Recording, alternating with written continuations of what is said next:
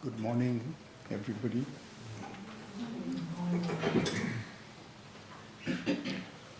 We are coming up quite close to the second major darshan of the ashram, which is the mother's final arrival in Pondicherry. And so this is an occasion for us to keep that in mind and keep our consciousness open, receptive to the special concentration that comes repeatedly with these days. And for our consideration today, we will be looking at the triple soul forces from Savitri.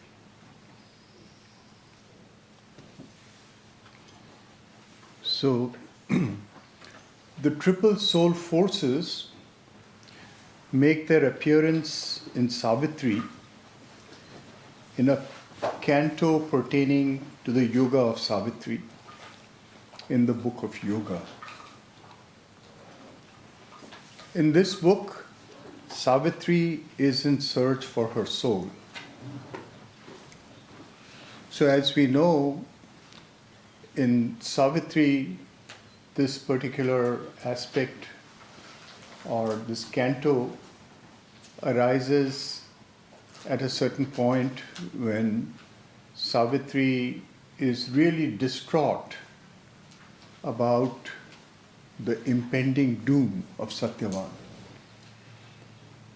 So it's a lonely knowledge that she carries with herself. Nobody else knows. And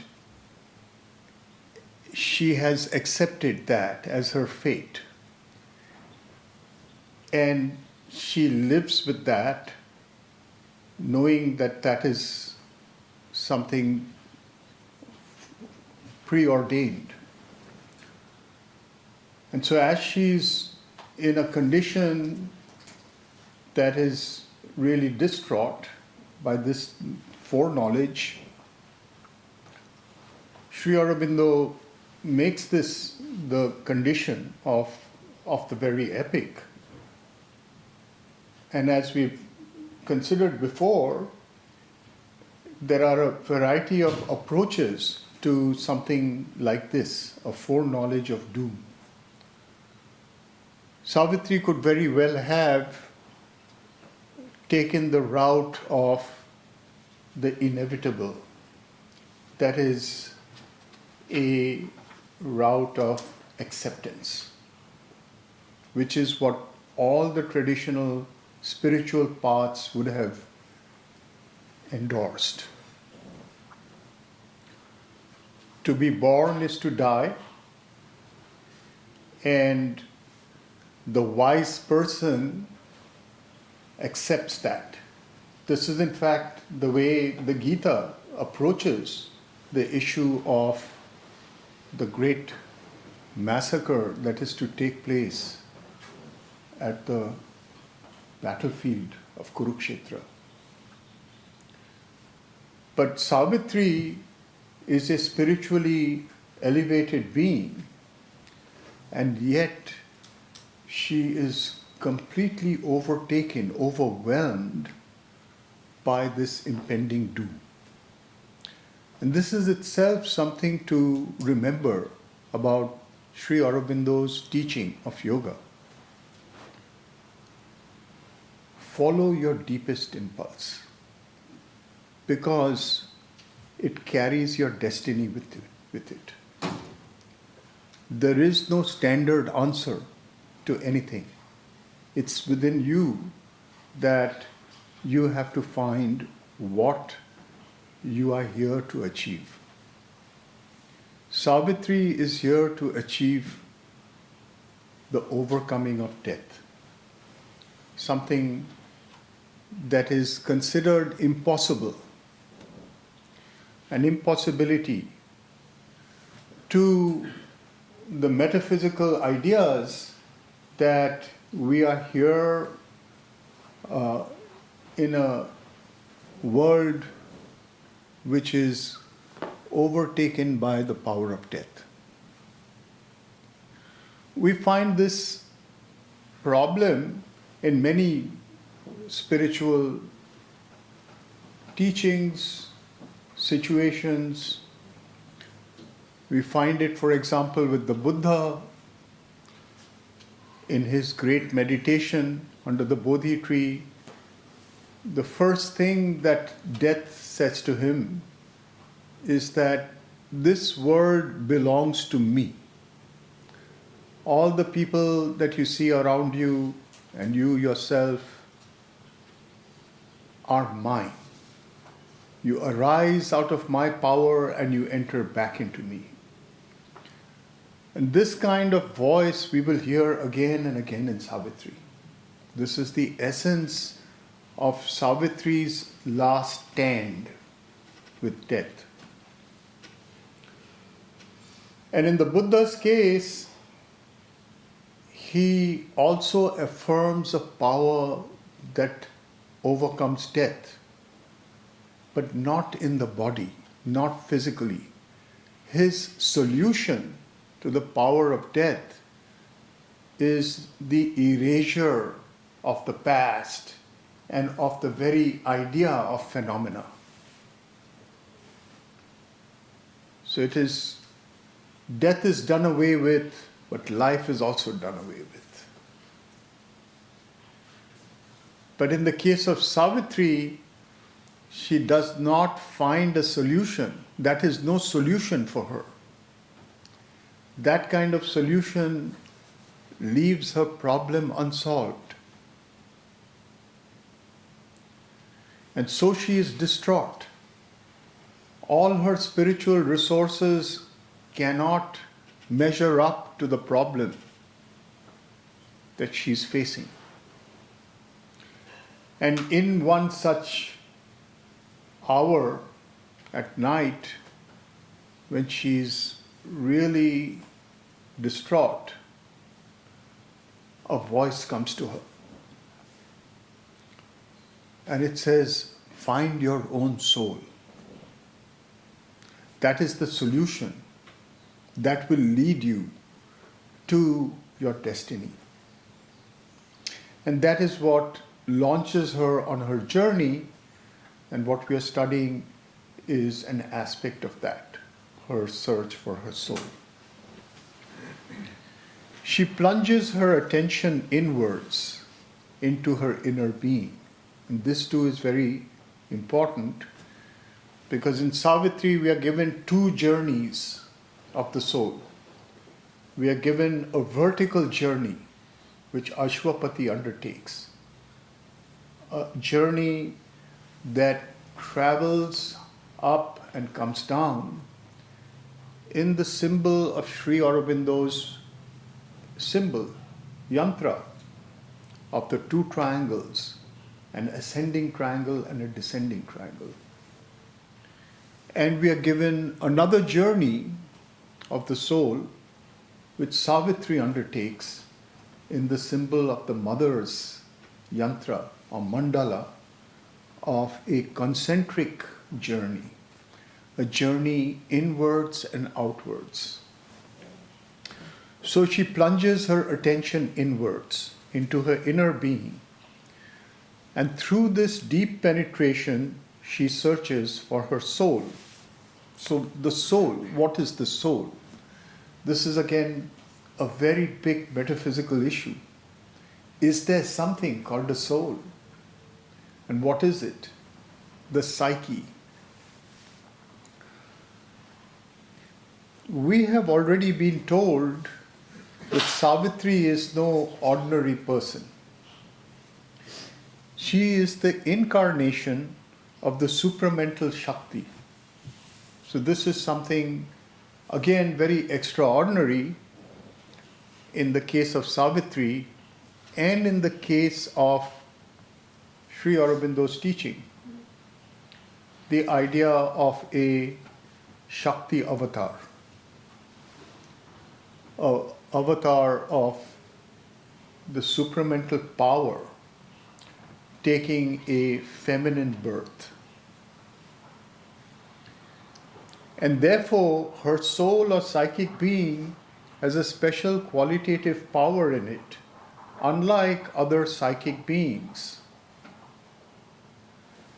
This is a power not yet manifest in what we know as the cosmic ignorance, the avidya. In other words, the soul or psychic being is something which carries within it the immanence of the divine in a unique way in each of us. Yet, this immanence has accepted the conditions of the ignorance or avidya. And that means the laws by which the cosmos is held. It accepts that condition. Within this condition, an evolution is taking place. And as we see, this is central to the teaching of Sri Aurobindo. With our psychic capacity, we can aspire to overcome the limitations of this condition. And through this aspiration, we can bring new powers of consciousness to the cosmos. But these powers of consciousness also have ceilings. It's almost like a quantum envelope.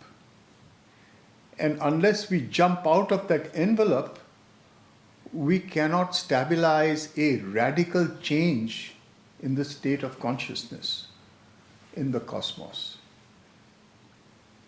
For that, we need interventions. This is the idea of the intervention. We find the idea of the intervention in Christianity as well. But the avatar is a repeated intervention. In this metaphysical idea, Sri Aurobindo is introducing a new rationale for the avatar. This is not present even in the Gita. In the Gita, the avatar returns again and again to address the condition of evil and chaos that have escalated to a certain point where it seems that the cosmos might just descend into complete chaos. Adharma reigns. And the avatar comes, as it were, to balance, to bring back into its rightful orbit the condition of the earth. The idea of the avatar for Sri Aurobindo, metaphysically, is slightly different. The avatar comes to raise the quality of consciousness to a new level, to make the cosmos evolve to a new station of consciousness. So the powers of divine consciousness manifest within the cosmic ignorance are subject to the cosmic ignorance. That's the normal psychic condition. It is three personalities of this kind who Savitri comes across in her inward journey and who represent themselves through her consciousness as her true soul. These are the goddess powers that are behind the cosmic condition of the soul, the psychic of the cosmos. Guided by a truth light, Savitri acknowledges each of these and overpasses them in her search for an integral and invincible power. So each of these that we might consider to be the divine and the actual goddess in our own souls are not acceptable to her. Because there's something that they don't answer in her own aspiration. Each of us is guided by the destiny that exists in our own souls. There is an aspiration that guides us. And depending on the ambit, the scope of that aspiration, is the scope of the discovery that is given to us. This again is something which is different for different people. The question of adhikara vada comes from this. Adhikar vada is, which means in a way psychic capacity. Psychic capacity of every individual and the psychic quality of every individual is different. The quality is related to the specific aspect of the divine that is behind each soul. And the capacity is related to the fulfillment of that soul in this particular life. What is it that we are here to achieve? Nothing is fixed, everything moves, but at the same time we start with a certain capacity. In Savitri's case, we find that that capacity is the guide that chooses with its discrimination what it is that can be accepted as a goal. We find this in the case of Sri Aurobindo as well. When the great Nirvana experience in Baroda came to him unbidden, he achieved a certain psychic state. And he lived in that state for a year till he was put in jail, and through the year in jail. But he did not accept it as a final condition. The psychic capacity of Sri Aurobindo could not accept that so-called final goal as his final goal. So something remains, and he says about it that the experience is so overwhelming that it is easy to understand why people may consider it to be a final destination. But he could not accept it as his final destination. He could live in that condition, but wait for something else to happen. And commenting about the experience, he says, I felt that a liberation that would leave the world as it is to be distasteful. So this is almost like a matter of external interest and taste, but behind it is psychic capacity, is the inability to accept as final the goal that would not give the answer to the deep problem of his life. This is the same thing with Savitri. The three goddess powers established in the cosmos under the conditions of avidya are not sufficient to answer the problem of her destiny. These triple soul forces represent the three powers of the Divine Mother, present and working here in the ignorance. To understand their role, their place, and what they represent to Savitri, and what she represents to them, we need to consider the place of the Divine Mother in this universe of evolving ignorance.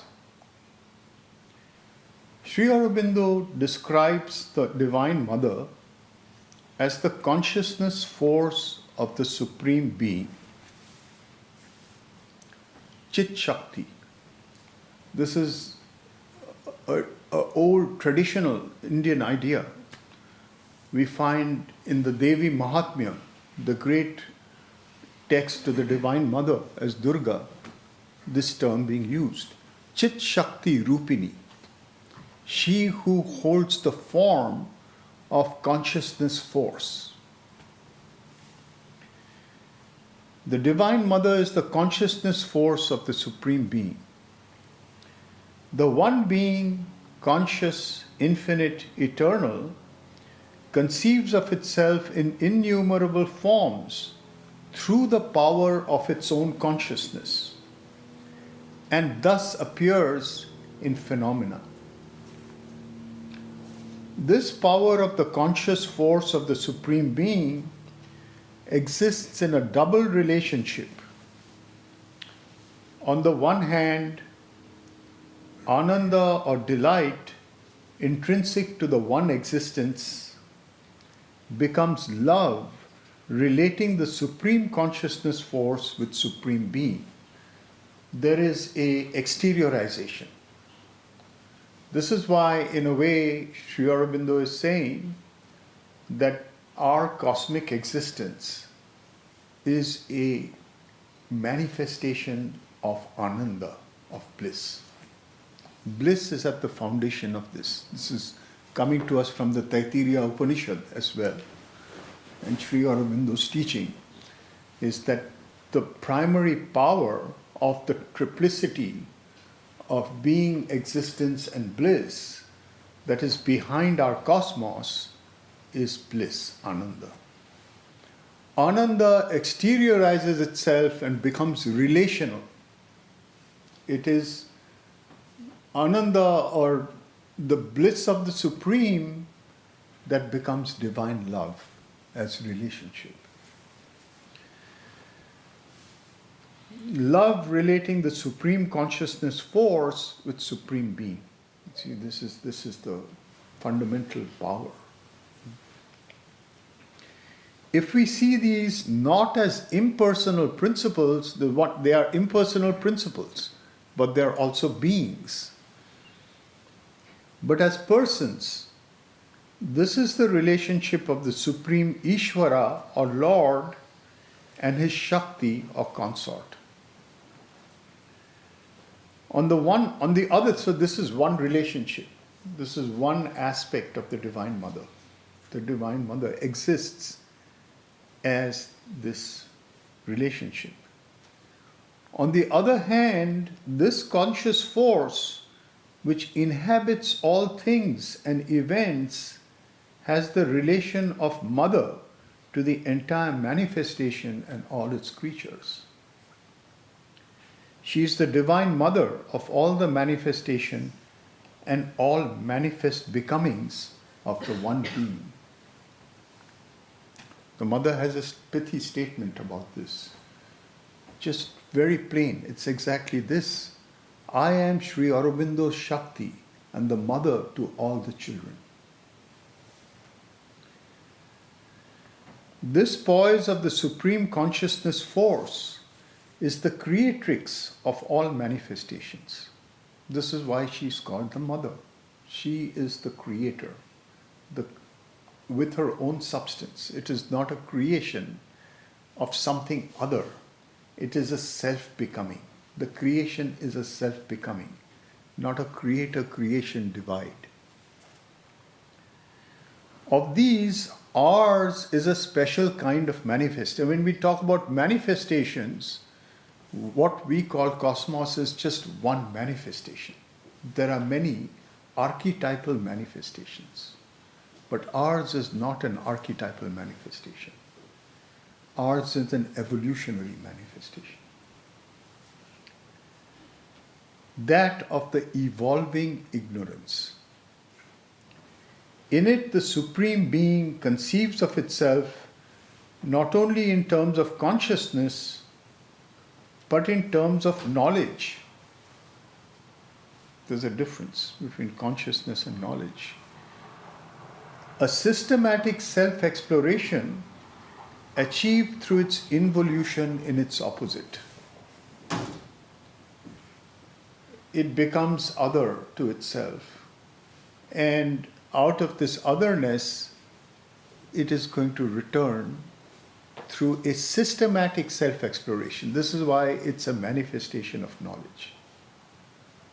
How do I know what is in me?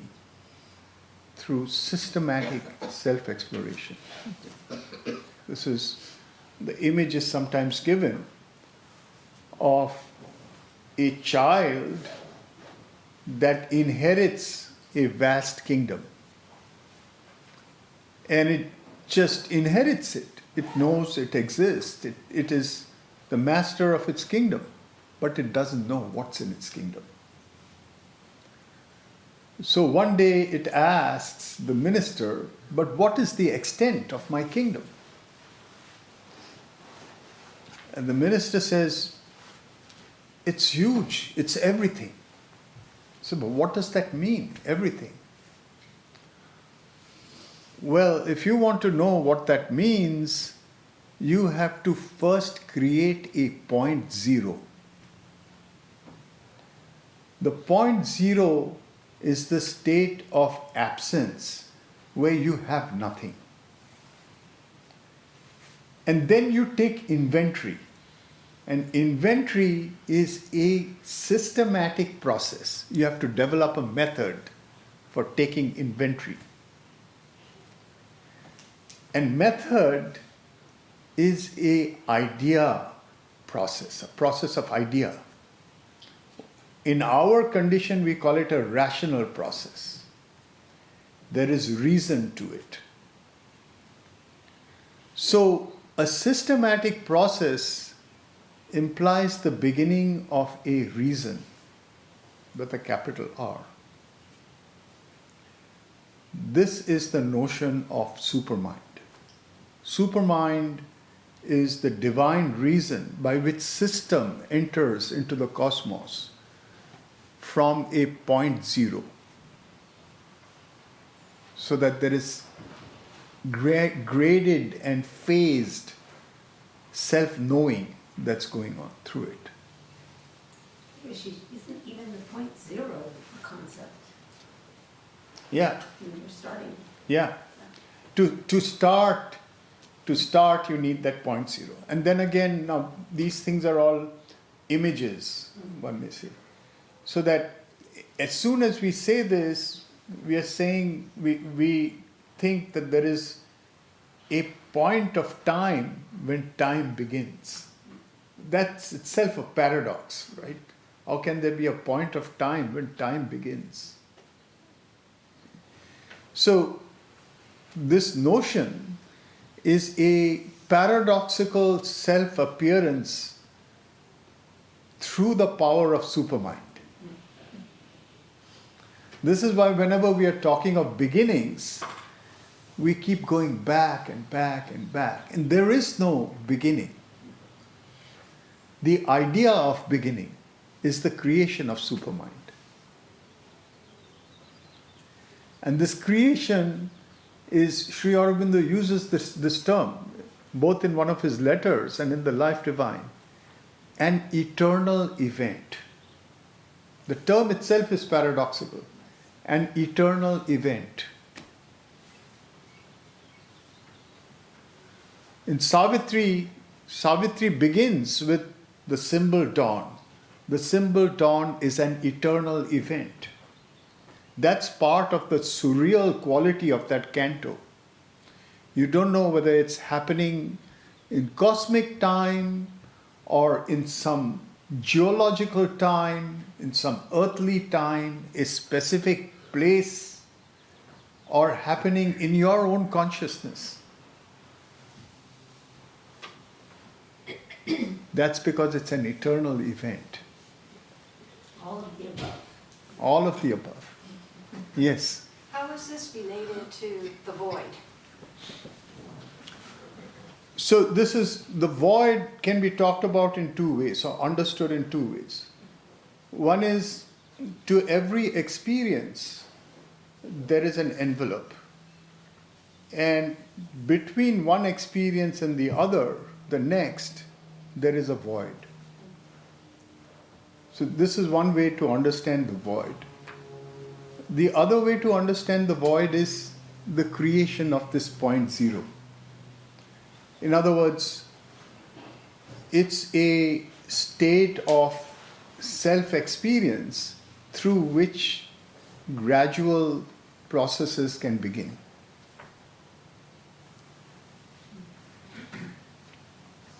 So this zero, that had he not asked the question about the kingdom, Yeah. which is not zero, Yeah. meaning non-zero, Yeah. could the zero exist? Meaning it had to start from non-zero and Yeah.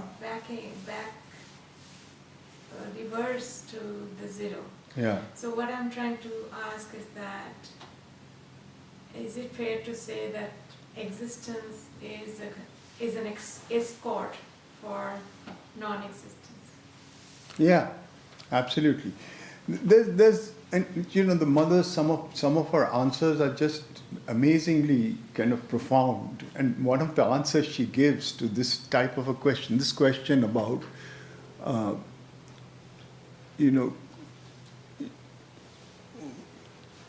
I mean, it's not exactly, but your question is completely right, what you're saying. But there's another way of framing it, which is that if this question did not come up in infinity, would the creation have ever occurred? And why did the question have to come? And her answer, she gives different kinds of answers. Never, in Sri Aurobindo's case also, different kinds of answers, but particularly the mother's answers, never the same. She says, one of the answers is, since it exists, we know that this is a possibility of the divine. And every possibility of the divine, the radically infinite possibilities of the divine, exist. We don't know what that radical infinity is. Whatever we experience, we know to be existing. So since we experience it, it exists. And it is one of the radically infinite states of existence. That's why it exists. So from the viewpoint of an eternal event, that's what it is. That this is an eternal event. All the infinite possibilities of the divine coexist. They all exist. We experience some of them. And whatever we experience, we know thereby that that is one of the infinite possibilities of the divine. And back on what you said about the void being the space between experiences, but isn't experience also kind of its own eternal event? How can there be a space between experiences? Because that's also an experience. So it depends on who's doing the experience, right? So as we said about the psychic capacity, right? So the psychic capacity is enveloped in discreteness. You see, so we find this happening again and again in Savitri itself, in her own life, in this canto of the finding of the soul. And again later, when she's going to travel into the kingdom of death, every transition in her own consciousness she experiences a void, a nothingness, which almost seems to wipe her out. And what is that? That is essentially exactly where we are crossing from one state of being to another completely different state of being. There is a gap. Yes. So you mentioned the divine reason is the supermind. Is that something actually in Sri Aurobindo and the Mother's teaching? Yeah, there's a chapter called The Supramental Reason in the Life Divine. The supramental reason is not all of the supermind.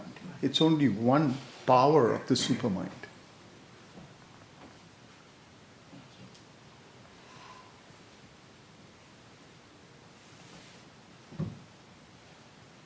But that's the power which is at the foundation of our reason. As Sri Aurobindo says, human mind is a subsidiary action of supermind. So this power to systematize is foundational to the problem of, or to the projection of mind. We systematize with our minds because the power to systematize belongs to supermind. But it is not bound by its power to systematize. It wields it as an instrument, as a creative capacity. So I think I'm more familiar with overmind as the systemized. So this is getting a broader view of Yeah. the overmental is the capacity. Yeah, the difference is that from overmind on down to the operations of mind, we are in the system. See? It's like there has to be a inventor to invent a projector. But once the projector is invented, it has its own power of projection. So the inventor has the capacity of creating a projector. That capacity is a creative capacity. The projector is bound by its power of projection. But not the inventor. Yeah. The inventor is like the ultimate matrix. Is like the being that makes itself through its own powers of creation. So in system versus and the system. Yeah. In the system versus In the and system versus, I am the system. yeah, I am the system. I become the system, right? I become the system. What I see in myself, I become. This is Sri Aurobindo, right? All that man sees in himself, he can become. This should be man's unshakable faith in himself, because the divine dwells in him. Yeah. Can Kalpana. the projector go beyond inventor? So the projector has a role. This is the archetypal role of projector. It's stuck. So that is why, in a way, the overmind is in its own place. But this question that you just asked, what it means is, can the projector become something that connects back to its inventor? It's because the projector is in the mind of the inventor, right? The projector could not have come out of the mind of the inventor. The inventor created the projector. So can the projector know itself to be that which was invented by the inventor? That is, to use Sri Aurobindo's sort of mind-boggling phrase, supramentalizing the overmind. Which is what he did. Which is what his project was. See? He was doing this way back when the mother came. He talks about it in his evening talks. He says, somebody asks him, what does the mother represent to your yoga? He said, before she came, I was trying to supramentalize the overmind, but failing.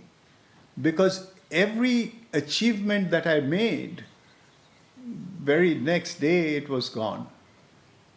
And then the mother came and said, we have to start with new beginnings. We have to prepare the bottom before you can do the top. So they plunged down into the vital, the physical, and the subconscious to prepare the ground. And that's why Sri Aurobindo, he says, I'm dredging and dredging. He uses that phrase, I'm dredging and dredging the subconscious and inconscious. So, then, right at the end, somebody asks him the question again. Towards the end, when he's last months of his life, what are you doing now? And he says, I'm trying to supramentalize the overmind. The same phrase. So, going back to exactly that's your question. How can the projector become the creative power of the inventor? How can that separation be erased? This is in a way supramentalization of the cosmos.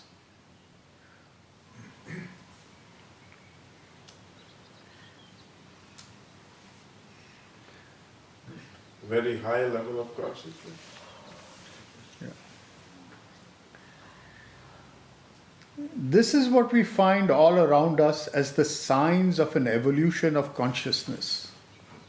The symbols of the supreme conscious being involved in its own seeming opposite of non-being. What is evolving are the ideas of God, the real ideas of God. These are the symbols or the truths of being as all the entities of the cosmos. So in the Isha Upanishad, it happens through 3 steps. The seeing of the poet, Kavi, the thinking of the thinker, Manishi, and the self-becoming of the being, Paribhu, Swayambhu, becoming of the self, going abroad everywhere. So this process by which the inventor becomes the invention. This involution of being in non-being is represented within the realm of being as an original inconscience.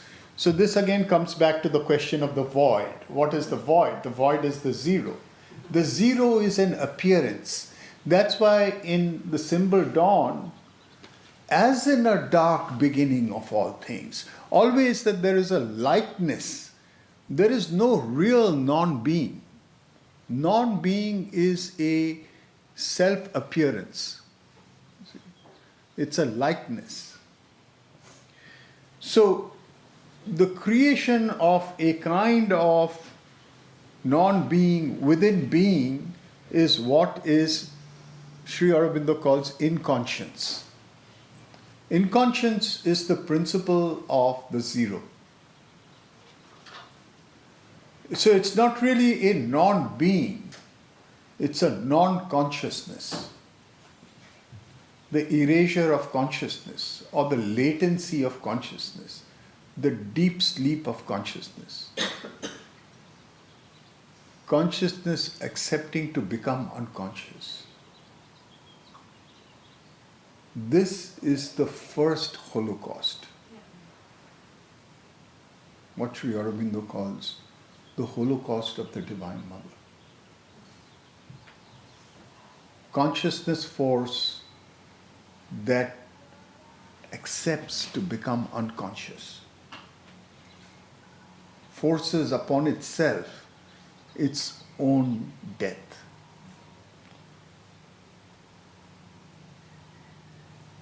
Sri Aurobindo uses those terms in the Mother.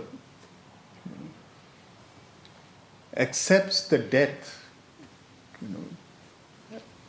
that is another birth.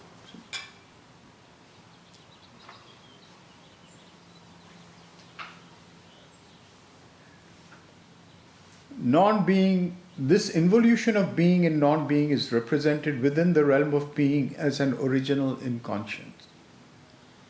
this appears as a purity of being without consciousness. A purity of being without consciousness. That's why Sri Aurobindo is saying, matter is the inverse of pure being, Sat. Sat, whose consciousness is latent in itself, can completely wipe out its own consciousness. It's as if the consciousness does not exist. There is only purity of being. That is the purity of matter.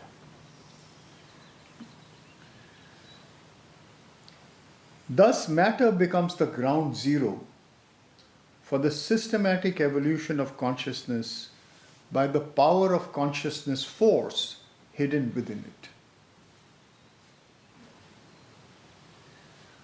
What matter represents here is not only an involution of consciousness in the inconscience, that's the first self-oblivion of consciousness, the point zero, which is the involution of consciousness in conscience, but it also represents a fragmentation of being. The conscious becomes unconscious, the one becomes many. Many, which means multiplicity. How many? Radically infinite many.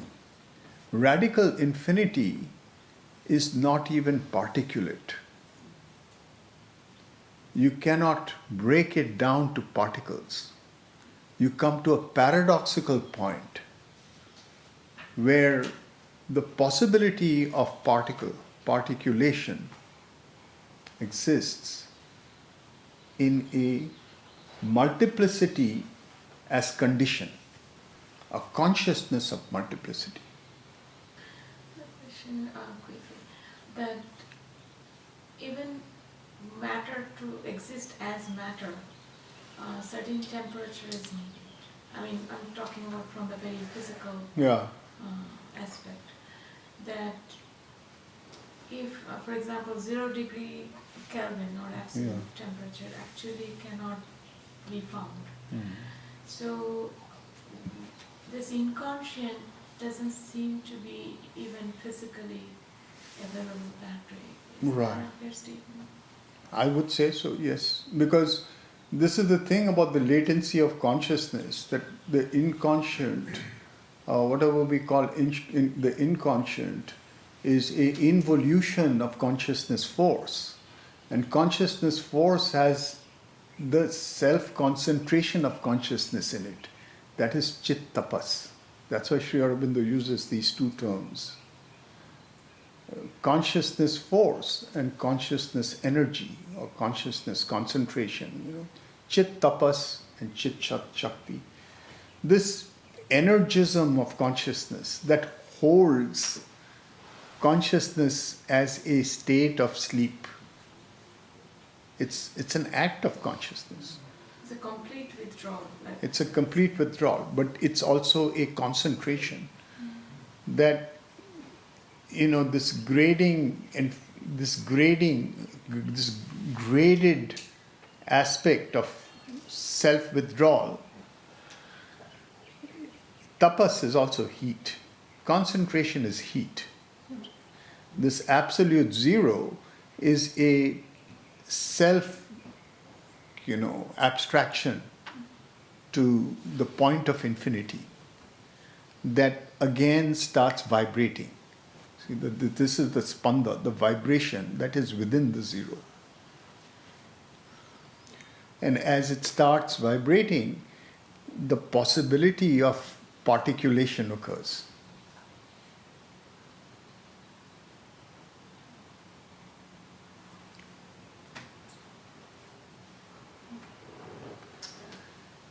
Vishesh. Yeah. So the Big Bang is a manifestation of this process that you're talking about. Once the concentration into unconsciousness is complete, and it starts vibrating.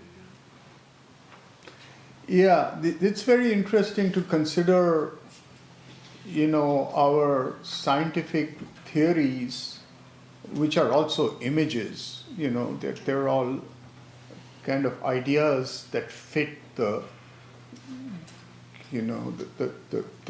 reality that we can measure, right? Or we can think about. These images are how they map onto these metaphysical ideas. And certainly you could look at it something like that, yeah. Because it is like a Big Bang is like a point zero of sorts, from which there is an emergence. Yeah, I think. How does this relate to that well-known phrase, and it comes, I think, from Buddhism? Emptiness is form. Form is emptiness. That is Nagarjuna's Madhyamaka, and basically what is happening at that point is that he's responding to the theorists that have gone before him, was saying that Nirvana is an extinction. So what happens when there is Nirvana? What is there or not there? And they're saying, before him, they're saying it's a complete extinction. Nothing is there, because the very idea of Nirvana is also an image. See, this is the thing, these are not abstract ideas. They're existential ideas. And the image that's given with it is how that term is actually used. How do we use the term Nirvana? In Buddha's time, and even today, the word means to extinguish a candle or a oil lamp. See, this is the image that comes with it right away, that there is an oil lamp, and what he's saying is that there is a wick to the oil lamp, and our existence that we experience is really a process of the burning of the wick. You see? So there isn't anything substantial. The flame is not something substantial. The flame is a succession of moments of burning. It's just, in that sense, it's like a very fast cinema, right? That there are frames to it. Again, going back to the stages between experiences. So Buddhism is saying that there are actual moments when everything is wiped out and comes back into existence. See? And if we can recognize that, if we really realize that, then we can kind of get rid of that process. And there's nothing then. There is absolutely nothing. That entire process was an illusion. And Madhyamaka comes along, Nagarjuna comes along and says, no, this is not right, this is not true. Whatever we are experiencing is already both true and not true. You see? What Sri Aurobindo says in his poem Nirvana, which is his description of his experience in Baroda, he uses the image of the cinema. He says, a cinema's shapes, that everything looks like a cinema shapes, that things are kind of appearing and disappearing in a way. So this is the idea of, samsara, meaning whatever we experience, phenomenal experience, is actually non-existence. Existence, we could translate it as existence is non-existence and non-existence is existence. So there is a paradoxical being-non-being relationship. Whatever is appearing as phenomena are phenomena, and also there is a noumenon for which they are phenomena. And so they don't exist in themselves outside of the noumenon. Yeah, Kalpan. The question comes because of the word illusion. Yeah. It may have no connection, but No. I've heard the term Yeah. Jagat Mithya. Yeah, Jagat Mithya. yeah. Is that anything to do with It does, because even that term Jagat Mithya, which comes from Shankara, Yeah. is in response to Buddhism. You know, many people, philosophers, long history of philosophers have called Shankara a crypto-Buddhist. Because in answering them, he is reformulating, Vedanta according to the Buddhists. So the difference between this idea of Nirvana as samsara and samsara as Nirvana and Sri Aurobindo's view, he will affirm what they are saying, but he'll go one stage further. And he'll say, in this so-called illusion, in every particle, the divine exists. It is the self-becoming of the divine.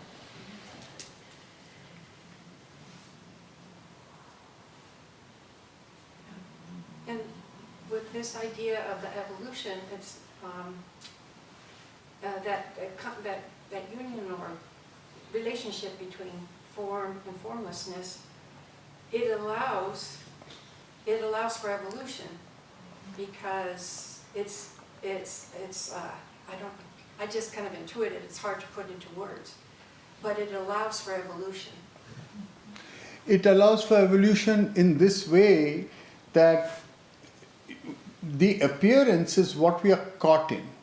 We are caught in the appearance. And in a way, we can look at it slightly differently. We can say that when we see ourselves in a mirror, what we are seeing is an appearance. We are not seeing ourselves, because ourselves, we know ourselves by essential knowledge. We don't need anything to tell us that we exist.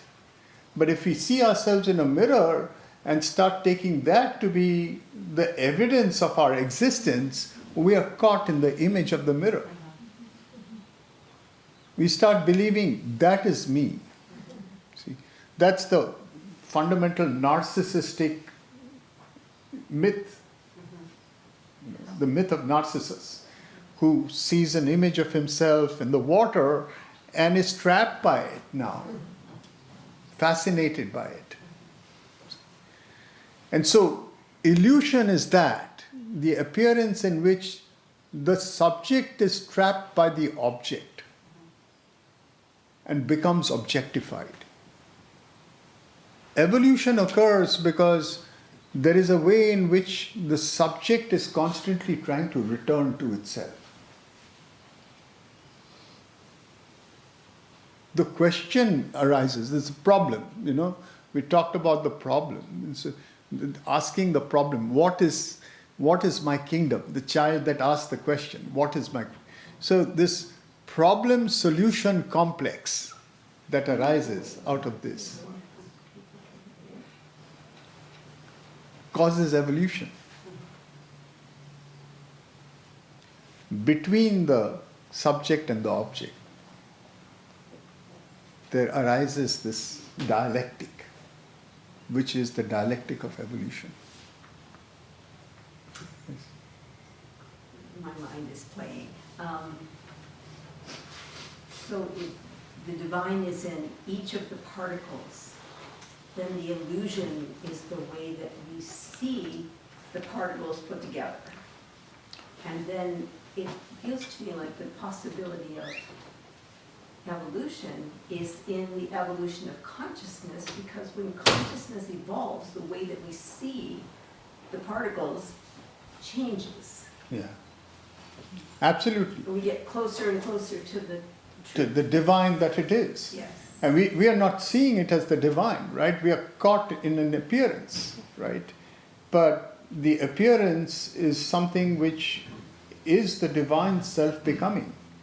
And if we know it like that, then we move to the point where what Kalpan was talking about happens. That is, the projector knows itself to be the self-projection of the inventor.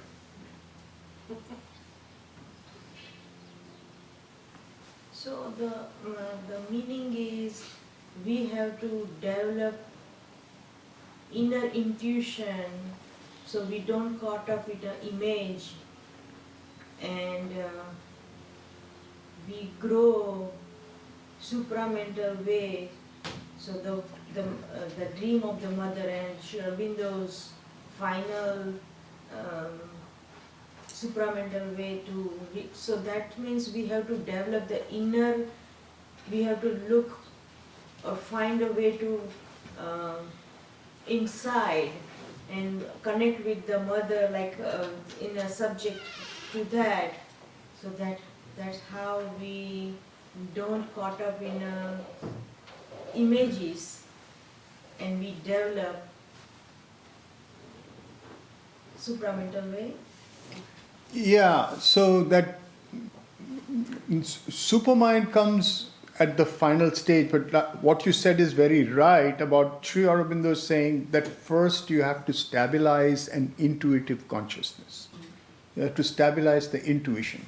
The intuition stands between our entrapment in the appearance and our perception of both subject and object at the same time. To be able to perceive both subject and object at the same time as the subject and its self-becoming, that is Vijnana, or supramental knowledge. Sri Aurobindo uses the term comprehensive knowledge. Comprehensive knowledge means I know that everything is myself and my self-becoming.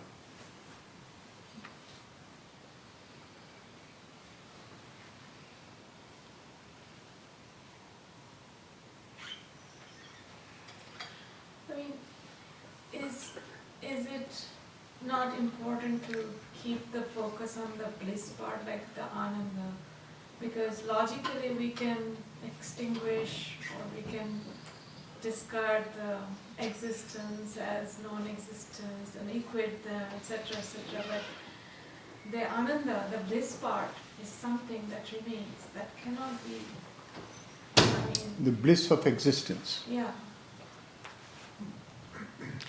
Absolutely, that is there. That is true, and that can be the leading aspect of our journey.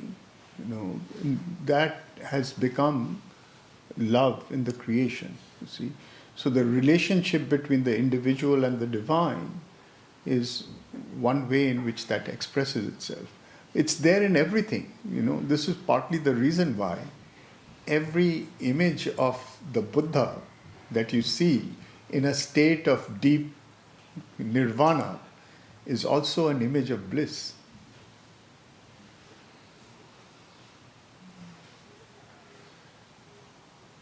So whichever way you proceed, that bliss is the very essence of,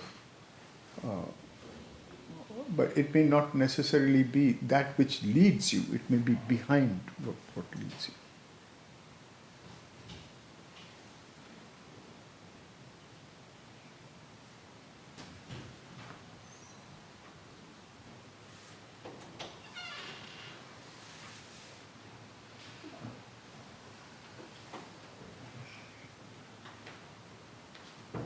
So we are talking about the fragmentation of the divine.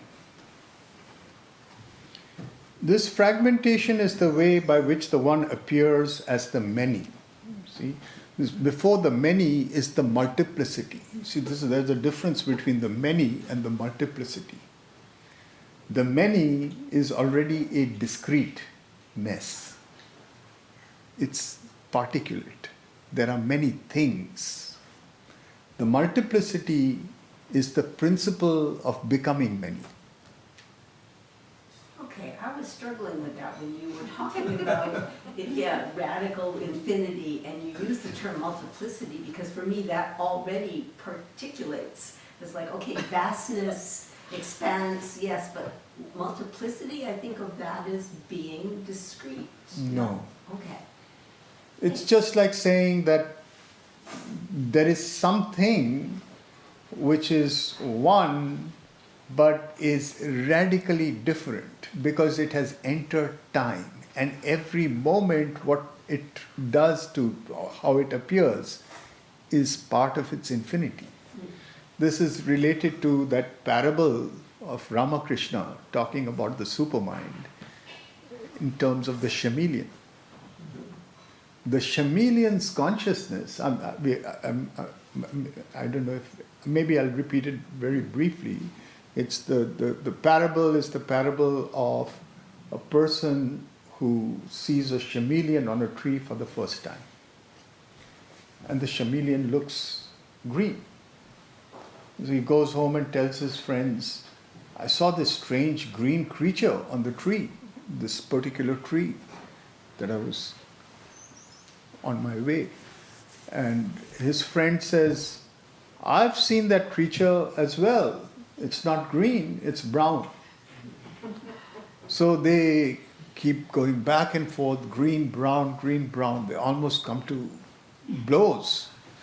Then they say, well, okay, let's go together and see for ourselves together. They go and see that it's blue. So then they're thinking, well, maybe we made a mistake, maybe it's a different creature, etc. Then somebody comes and sits down under the tree and says, oh, you're arguing about that creature? I'll live here, I'll stay under the tree. And that creature takes on many colors. Every day it takes on a different color. So both of you are right. So now we have 4 subject positions, or actually 3 subject positions. One is the position of the people, different people who are seeing the chameleon. This is sort of like the religions of the world. Each one is seeing the chameleon in a different color and thinks that that's the reality of the chameleon. And they come to blows with each other because the chameleon doesn't look the same color to each. Now, the second subject position is that of the overmind. The first is that of our empirical existence, individual existences. Second is that of the overmind. That's a cosmic consciousness, a consciousness that has an awareness of many ways of seeing the same thing.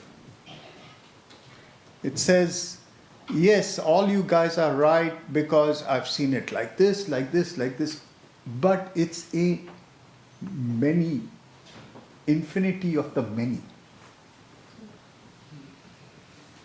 It's the infinity of the everything that exists. Everything that has come into existence. But what about the infinity that has not come into existence? Only the chameleon knows that. The chameleon does not even know that discreetly, but it contains the creative power to generate that infinity. That is the multiplicity.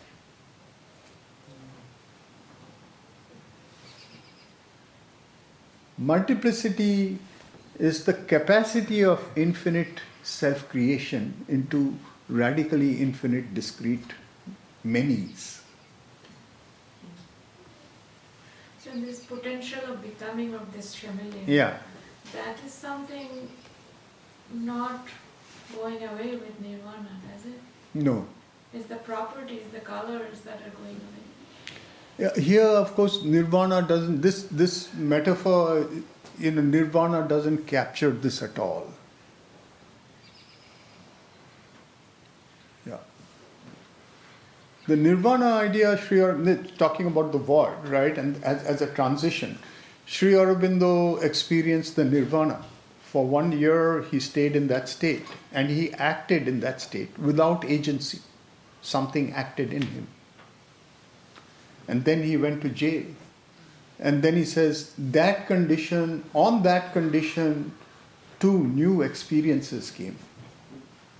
One was that everything is the divine.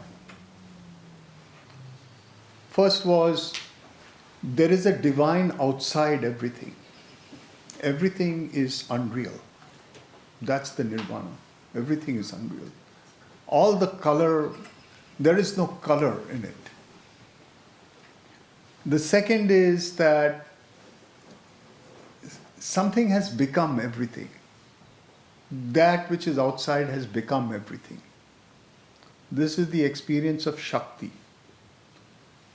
Everything is the self-becoming of the energy of that which is transcendent. And the third experience is that that which was outside has entered into the center of everything that is here. So, a self-becoming of forms by power of consciousness is the world and every one of us as a nature becoming of the Divine Mother. And a self-becoming of essence by the fact that into this nature becoming of many forms, the divine has projected itself as an atom, as your psychic being. That is the third experience. So it is these three experiences together that constitute the three dimensions of the divine in the existence. And a supramental experience is one in which these three experiences are constant and one. They're one experience. Even Sri Aurobindo's experience of these three at the end of the Alipur jail is a knowledge of three states of divinity that are not integrated. The next step becomes, how can we integrate it? That is the supramental realization. That is not yet available to the soul of the human. And that's the point that, to some extent, one way of talking about what he's saying is the work of the avatar. The avatar comes with the capacity to do something or bring something into the cosmos that is not yet available here. It becomes one of the problems of this new problem, of this problem-response cycle that is going to guide that particular psychic to achieve something for humanity that has not yet been achieved.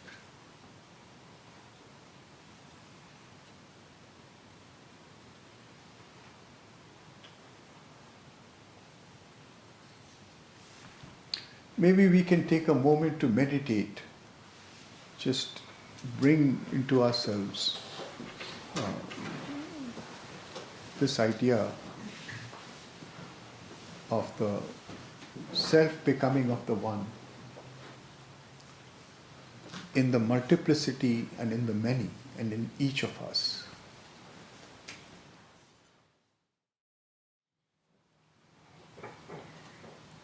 Okay, maybe we can come back.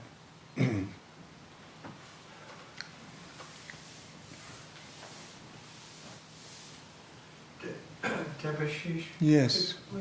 Or Could you speak a bit again to the origin of the word Vijnana?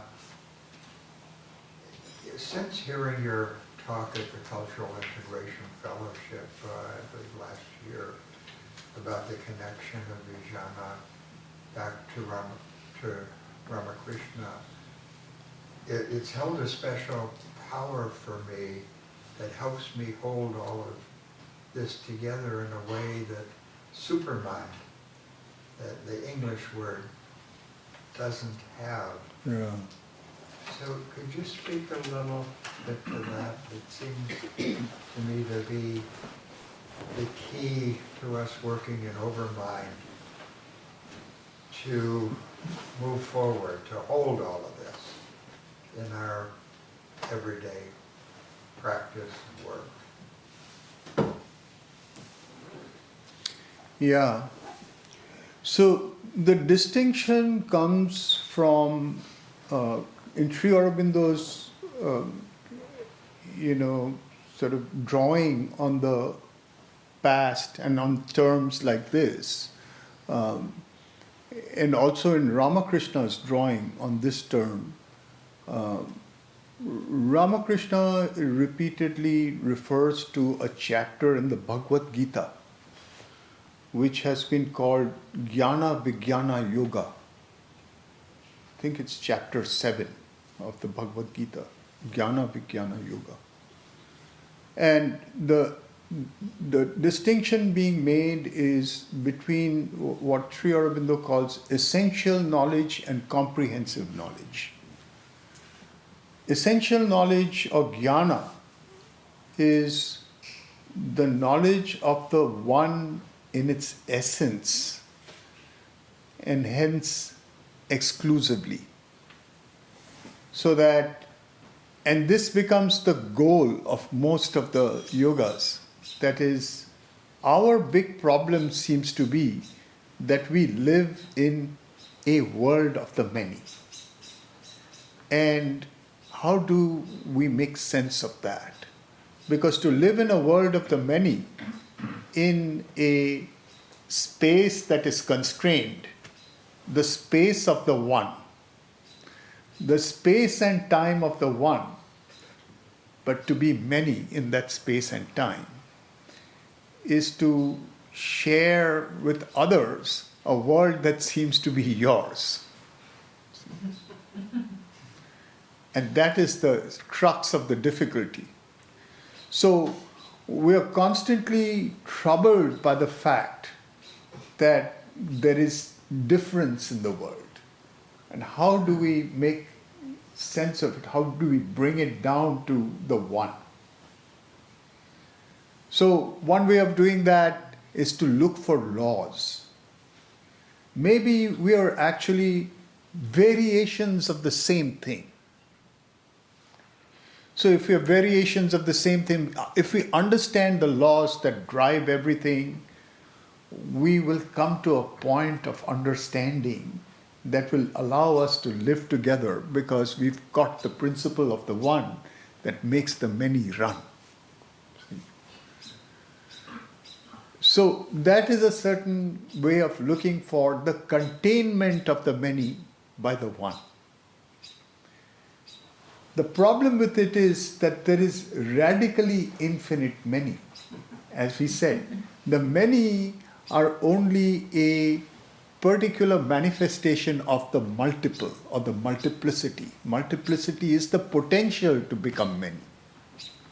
So whatever many you gather together into a bag, there'll be some that will remain outside the bag, or there'll be others to come in the future that will not settle into that bag.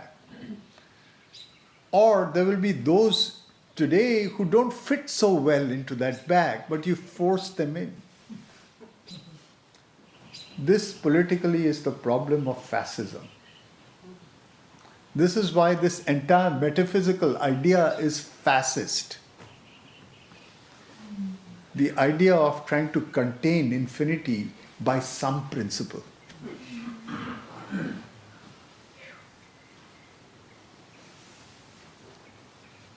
Vijnana,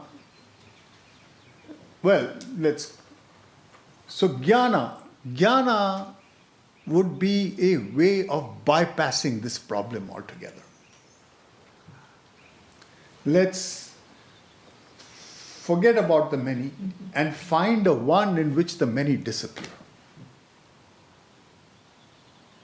That one is the self-knowledge of the one. There is only one. And somewhere each one of us is that one, because that one has become the many.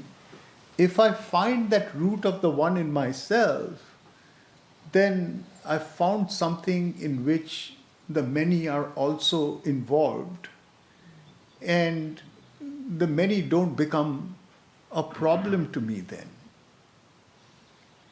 If I find that one which has become the many, I can lose myself in the one. The many disappear. That is jnana. Jnana is the essential knowledge of the one. We all intuit jnana to some extent because that's the reason each one of us has a self-evident sense of ourselves. I don't need you to tell me that I exist.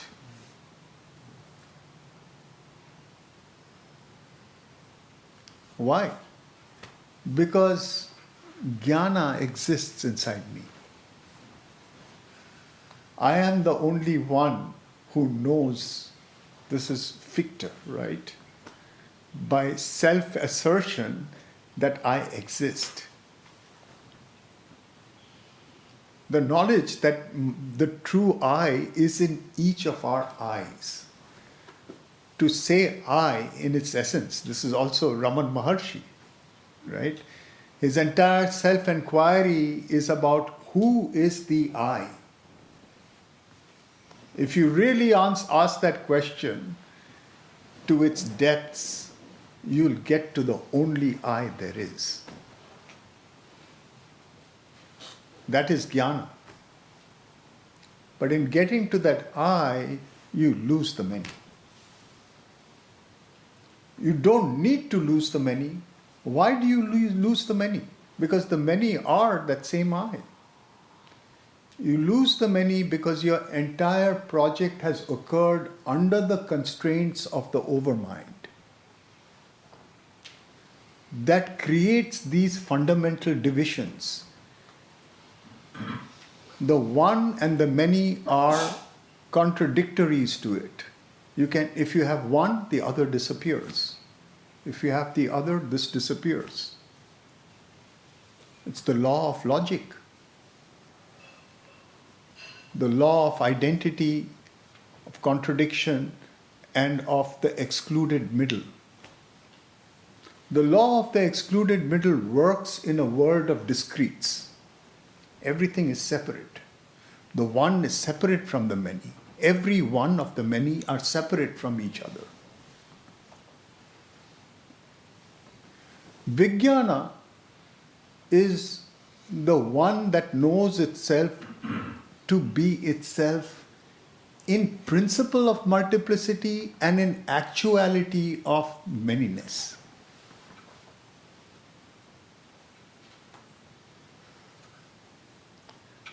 It can become infinitely anything it wants. At the same time, it is everything that is. And it is the one thing there is. That's why Sri Aurobindo uses the term comprehensive knowledge. It's not just essential knowledge, but it knows everything. That knowing which all things are known. This is the Vedantic statement. Yasmin vigyate sarvam idam vigyatam. The term vijnana is being used here. Vijnana means vishesh jnana. Jnana is gnosis. Same root, the Greek term gnosis, pre-Socratic term. Vijnana is special gnosis, specialized gnosis, the specialization of gnosis, because gnosis has speciated itself, has specialized itself through its multiple becomings. It knows itself in essence and in becoming, in being and in becoming. To know itself in both being and becoming is Vijnana.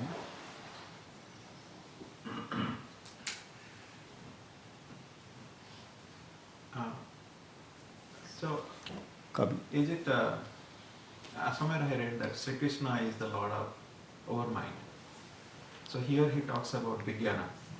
Is it Vijnana also the concept of super mentalizations? So that means Sri Krishna also kind of said a little bit, give a little bit of hints in Bhagavad Gita about the supramentalizations, correct? Of course. No, this we have to be very clear about. When Sri Aurobindo says that the realized Siddhi that we call Siddhi Day that happens in November, 24th November 1926, the so-called Siddhi Day, he referred to it as the descent of Krishna into the body, or the descent of the overmind. He used both those terms, right? The overmind consciousness into the physical, or the descent of Krishna into the body. And then when he was asked why he's using these two terms, he said Krishna is the divine that almost is the self of the overmind, right? But if you note that answer he gives, he says Krishna is the divine consciousness descended into the overmind to lead the creation to his own station. Krishna is the divine consciousness descended into the overmind to lead the creation to his own consciousness. Krishna is not just like we were talking about being the projector and being the inventor of the projector. See? The inventor of the projector can reside in the projector to help people to go beyond the projector. It's like AI data model creating another model to control itself. Something like that. So the divine consciousness can constrain its own activity to another consciousness, but remain beyond it, just like an avatar coming into the earth brings another principle into it. Krishna in the overmind carries the possibility of the transformation of overmind itself and is bringing others towards that consciousness so that that transformation can take place. So Gana, Vijnana, Yoga, as it is, your question, of course, is also, there is the assumption in your question that Krishna is a being who actually wrote or stated the Gita. And what does that mean? We don't know, because the Gita is actually being couched in terms of the knowledge of its time. Sankhya is there, yoga is there. It's complex philosophical text. Bhagavata is there. All these things are being brought in. Vedanta is there. So it is a historical document. It's not a timeless document. It's a historical document. But whatever it is, in the voice of Krishna is a kind of a conceptual persona. A person through whose mouth certain truths are being given. But these truths are of a very high order. These truths are almost like avataric truths, according to Sri Aurobindo. So that idea of Vijnana is there in it. The Vishwarupa of Krishna is a supramental form that is being described right there. So regarding this, just this light Krishna being leading to the supermind, and so I was just also thinking of Yama, because in the Kathopanishad, Nachiketa goes to Yama to actually acquire the knowledge of immortality.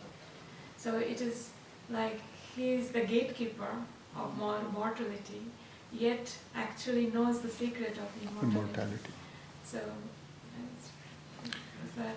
Yeah, so, I think there, you see, the way Sri Aurobindo, that's also central to Savitri over here, because death appears in Savitri in a number of guises. First, he appears to Ashwapati, because he is the naysayer, the one who says no.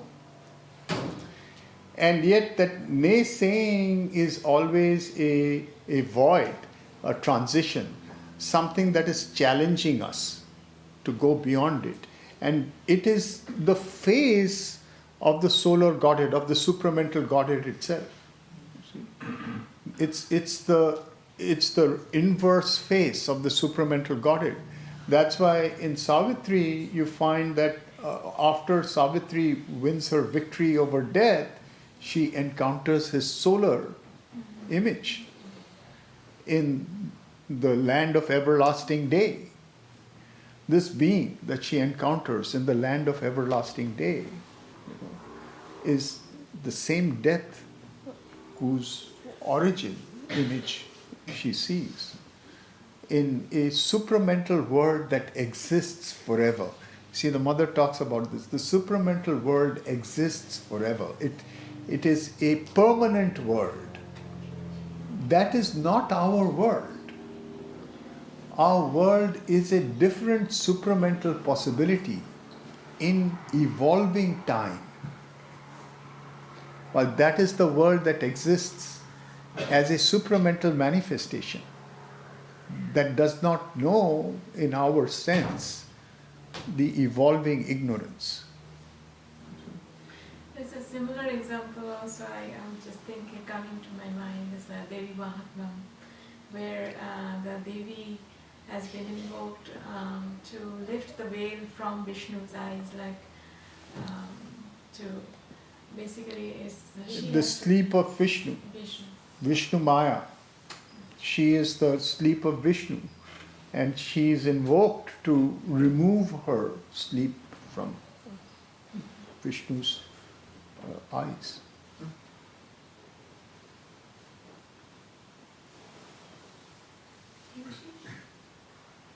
It's lunchtime if it's a good time. Feels like it's a good time. Yeah, it's good.